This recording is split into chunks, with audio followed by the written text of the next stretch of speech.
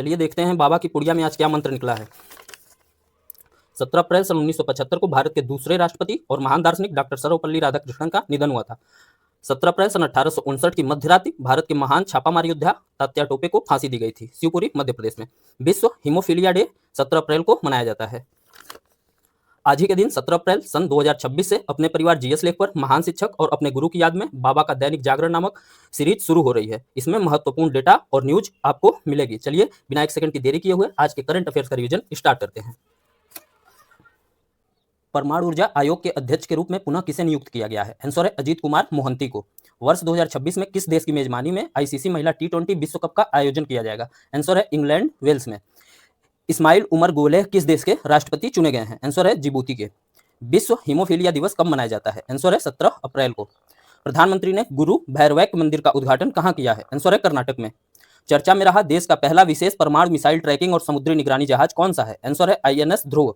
Supercell साथी mobile app किसने launch किया है? आंसर है एलआईसी ने। भारतीय रेलवे ने दिव्य दक्षिण यात्रा ट्रेन कहाँ शुरू करने की घोषणा की है? आंसर है विशाखा। हाल ही में जीई एरोस्पेस ने भारत में F404 इंजन डिपो सुविधा स्थापित करने के लिए समझौता किया है। इस इंजन का संबंध किससे है? आंसर है तेजस लड़ाकू विमान से। साइप्रस में फिडे महिला कैंडिडेट्स टूर्नामेंट का खिताब किसने जीता है? आंसर है आर वैशाली ने। टाटा सेमीकंडक्टर मैन्युफैक्चरिंग को कहां स्पेशल इकोनॉमी जोन की मंजूरी मिली है? आंसर है धोलेरा गुजरात में। आईएमएफ के ताजा अनुमानों के अनुसार भारतीय अर्थव्यवस्था को वैश्विक स्तर पर कौन सा स्थान मिला है? आंसर है छठा। भारत का पहला एआई ड्रिवन स्किल सेंसस किसने लॉन्च किया है? आंसर है महाराष्ट्र ने। अभी जल्द ही संन्यास लेने वाले विक्टर एक्सेलेसन किस देश से संबंधित हैं? आंसर है बैडमिंटन से। हाल ही में चर्चा में रहा चिरू क्या है? इसका आंसर कमेंट में पिन कर दिया जाएगा। चलिए अब बारी है बाबा के दैनिक जागरण की। महत्वपूर्ण डाटा और महत्वपूर्ण खबरें। भारत ने मानवीय सहायता के तहत 13 टन बीसीजी वैक्सीन की आपूर्ति अफगानिस्तान में की।